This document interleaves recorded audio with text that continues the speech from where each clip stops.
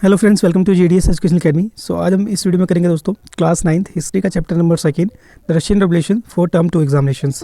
सो आज हम दोस्तों इस वीडियो में रशियन रेवोल्यूशन को बहुत ही ईजी वे में समझने वाले हैं, तो आप इस वीडियो को शुरू से लेकर अंत तक जरूर देखें।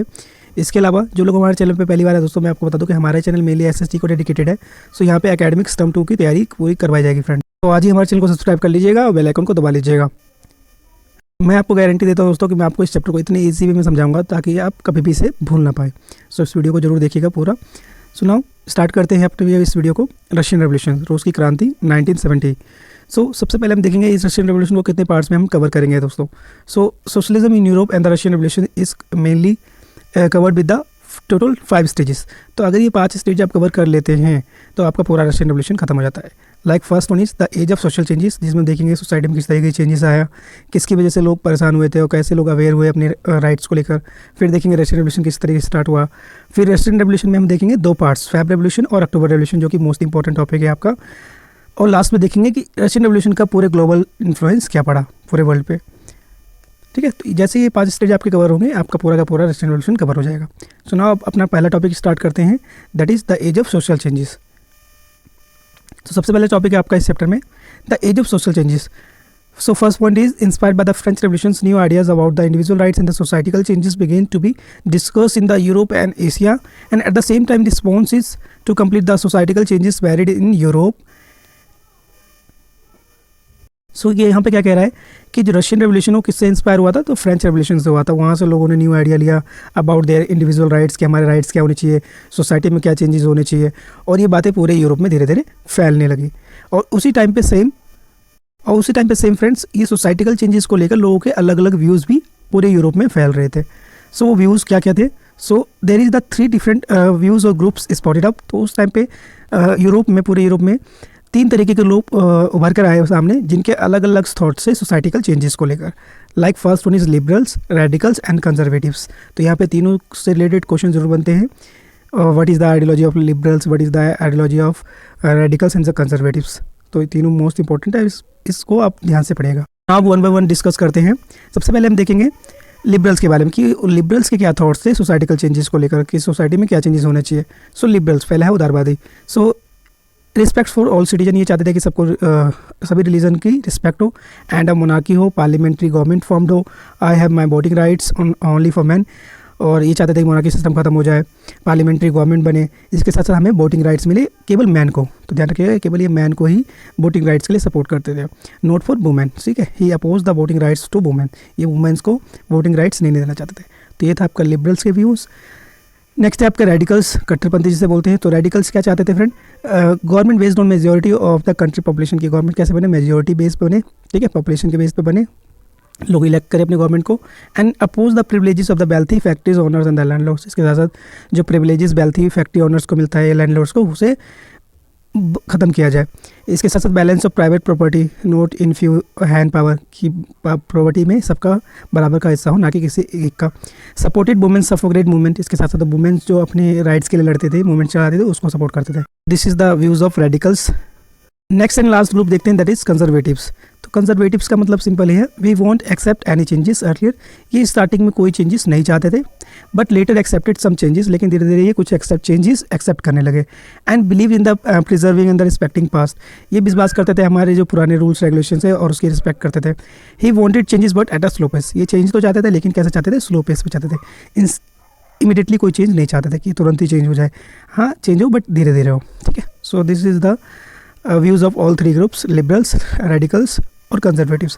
आई होप आपको समझ में आ गया होगा। वैसे दोस्तों आपका एक क्वेश्चन जरूर बनता है, ध्यान रखिएगा, तीनों के व्यूज़ पूछ सकते हैं। नाउ आगे हम देखते हैं।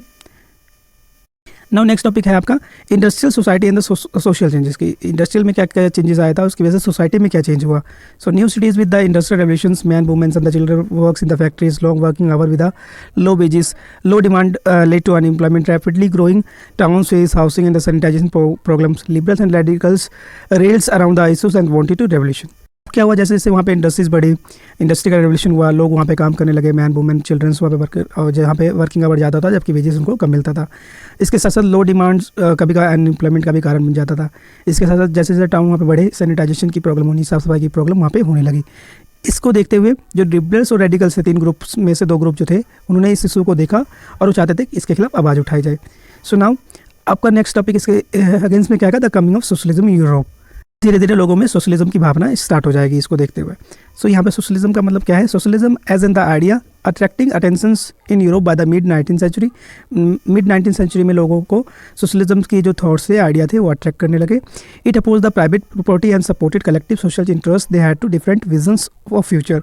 इन्होंने प्राइवेट प्रॉपर्टी को अपोज करना स्टार्ट कर दिया, कलेक्टिव सेंस में इंटरेस्ट दिखाया। इसके अलावा फ्यूचर को लेकर लोगों के अलग अलग व्यूज़ भी थे।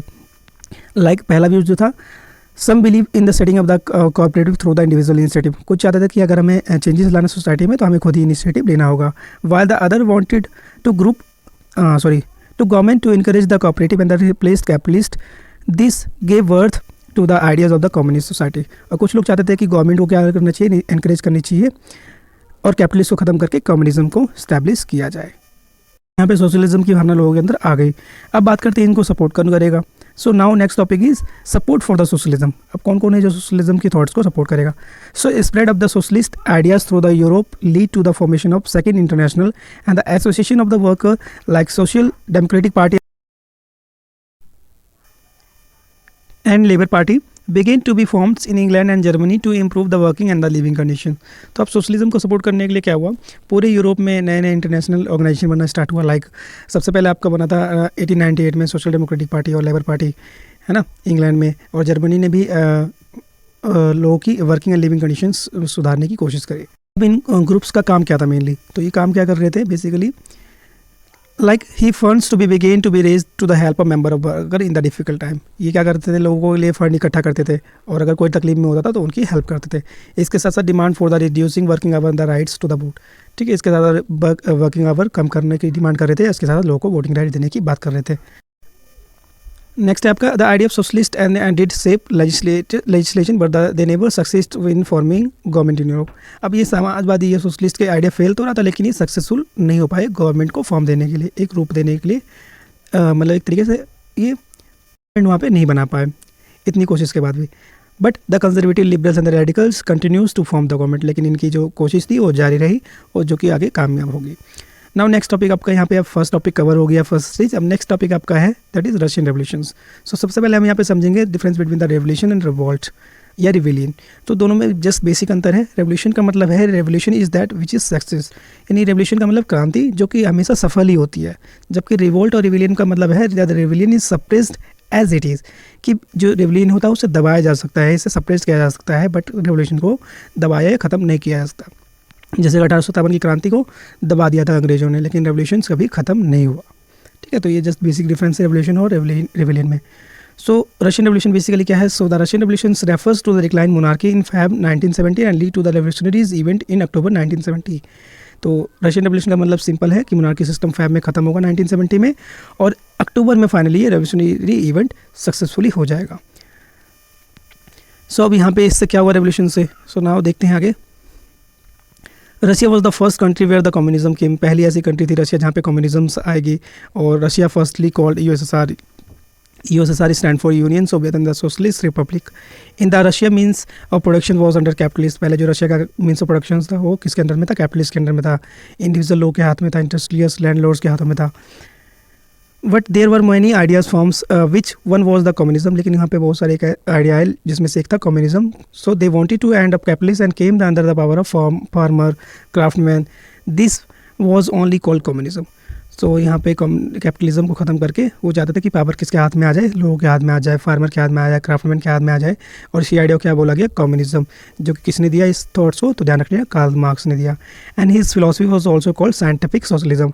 और कार्ल मार्क्स की जो फिलॉसफी था, थॉट था, जो विचार था, उसे क्या कहा जाता है, साइंटिफिक सोशलिज्म।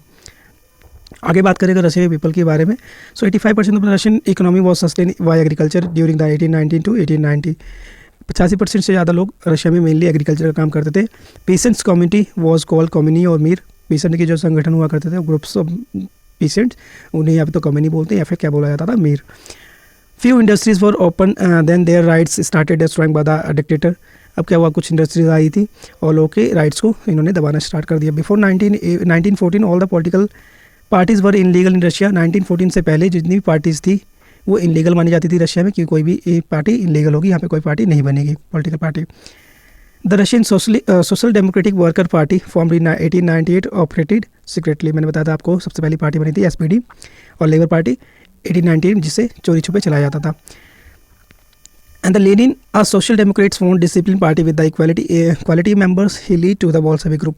और वहाँ पे एक जो ग्रुप लीडर थे लेनिन, जिनका बहुत बड़ा रोल रहेगा रेवोल्यूशन में, वो क्या चाहते थे कि इनके पास जो पार्टी बने मेंबर हो वो डिसिप्लिन पार्टी हो, क्वालिटी मेंबर हो, अच्छे क्वालिटी के मेंबर हो, और वो जो ग्रुप लीड कर रहे थे उसका नाम क्या है, बोल्शेविक। अभी दोनों के बीच में मैं डिफरेंस भी बताऊंगा आपको। और जो दूसरी ग्रुप थे that is Menshevik party. Menshevik wanted party to be open to all.